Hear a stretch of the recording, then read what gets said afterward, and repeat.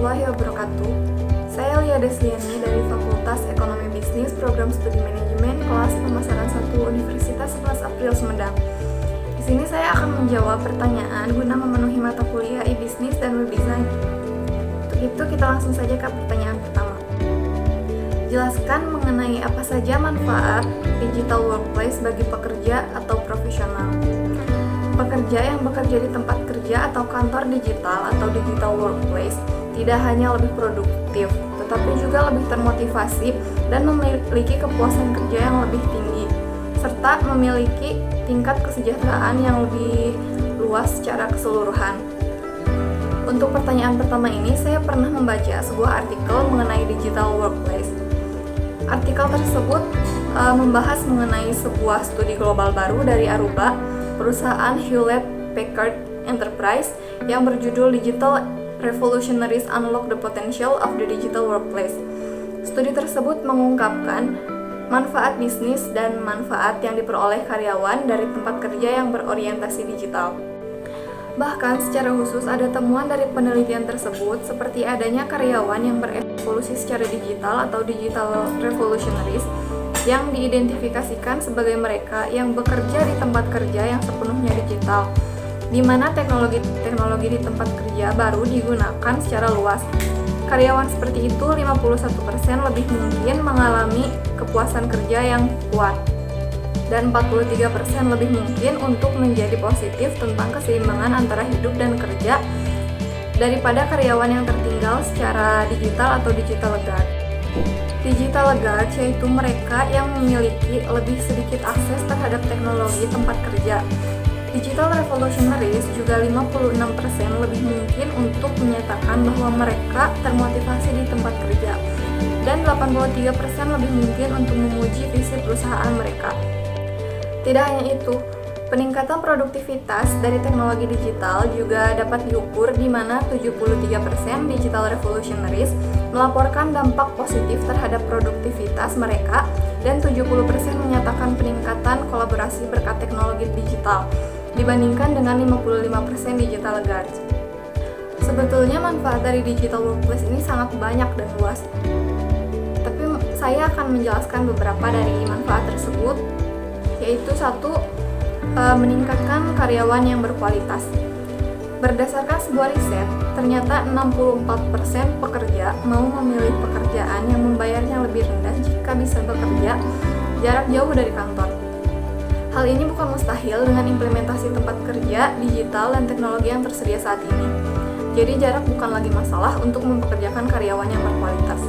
Lalu yang kedua, meningkatkan produktivitas.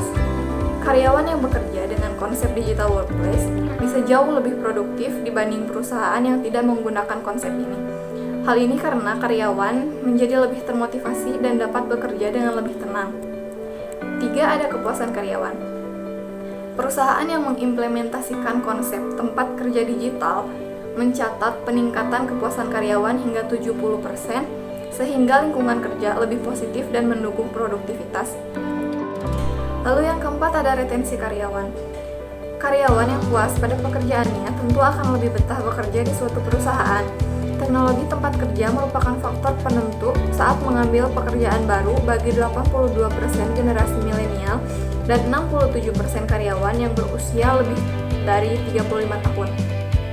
Selain itu, organisasi dengan digital workplace melaporkan peningkatan retensi karyawan sebesar 78%. Tentu saja hal ini sangat menguntungkan perusahaan dalam jangka panjang. Jadi, implementasi digital workplace sangat dibutuhkan agar bisnis dapat bersaing dan lebih sukses dengan meningkatkan produktivitas dan kepuasan karyawan. Lalu kita lanjut ke pertanyaan kedua, yaitu konsep business to business dapat digunakan pada produk apa saja. Pertama, ada Alfamart. Alfamart adalah contoh bisnis to bisnis yang paling dekat dengan lingkungan kita. Kenapa Alfamart termasuk ke dalam bisnis to bisnis? Karena Alfamart menerima pasokan produk dari perusahaan lain, salah satunya perusahaan Unilever. Antara perusahaan Unilever dengan Alfamart bekerja sama dalam bisnis adalah termasuk ke dalam konsep bisnis to bisnis. Lalu yang kedua, ada industri otomotif atau pabrik mobil, yang dalam setiap produknya membutuhkan produk ban, baterai, dan komponen lain terkait produk mobil tersebut. Pabrik mobil akan merakit semua komponen pendukung itu hingga akhirnya menjadi satu produk mobil utuh yang memiliki nilai jual.